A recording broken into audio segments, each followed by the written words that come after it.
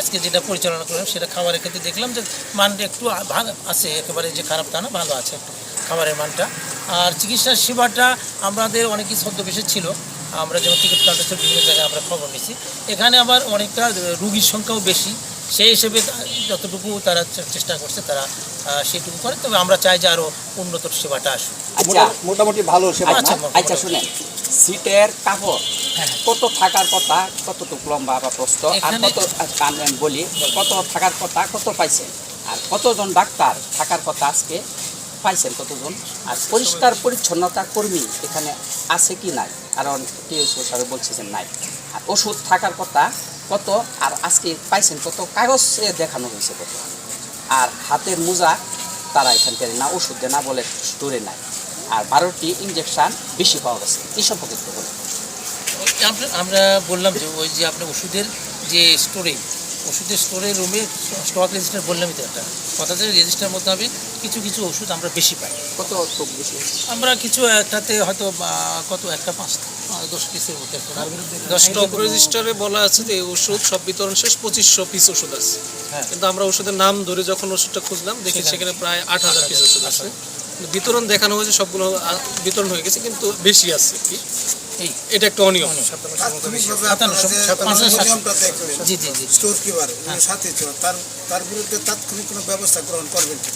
এখন আমরা তাৎক্ষণিক আমাদের যেটা আইনগত ব্যবস্থা সেটা তো আমরা নিব, আমরা তো নিব, আমাদের যেটা রিপোর্টপত্র আলোকে আমরা যে পাবো, যে রেজিস্টার মোতাবেক যেভাবে পেয়েছি আমরা সেভাবে ব্যবস্থা নেব, এটাই আমাদের। বেশি যে ওষুধটা পাইলেন, হ্যাঁ ওষুধের নাম কি? যে ওষুধটা বেশি পাইলেন নাম কি?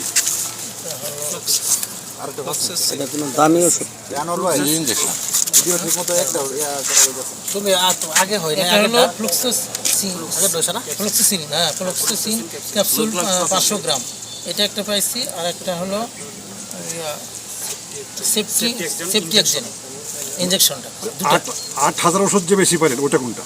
এটা 8000 না, আমরা সব ওটা মাইনাস করে আমরা পাইছি 5750, সেটা হলো ফ্লুক্সোসিন ক্যাপসুলটা, ফ্লুক্সোসিন। ডাক্তার আজকে সবগুলো পাইছেন? হ্যাঁ সবগুলো একটা উপস্থিত ছিলেন, আমরা ডিউটির ইয়েটা দেখছি আমরা, সেখানে সব ডাক্তারই উপস্থিত আছেন। আর পরিচ্ছন্ন কর্মী যেটার কথা বলছিলেন, পরিচ্ছন্ন কর্মী এখানে 3টা পদ আছে, একজন কর্মরত ছিলেন, উনি হচ্ছে পিআরএল কর্মরত করবেন, এখন পরিচ্ছন্নতা কর্মী শূন্য ভাই কথা বলো, ঠিক আছে। আপনারা যে আসবেন আজকে তারা কি জানতো? না না না না, এটা কারো জানার কথা না, কারণ আপনারা তো জানালে তো আপনাদেরকে আগে জানাবো আমরা, তাই না?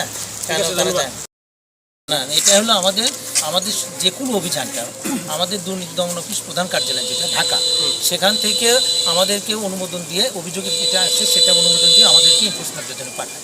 আজকে এই অভিযানটা সেই আমাদের প্রধান কার্যালয় কর্তৃক অনুমোদিত বিষয়টা ছিল, এটা আমাদের স্বেচ্ছায় না, এটা আমাদের সবসময় আপনারা জানে রাখবেন যে আমাদের প্রধান কার্যালয় আমাদেরকে অনুমোদন দেয়, তার পরিপ্রেক্ষিতে আমরা অভিযানটা পরিচালনা করি।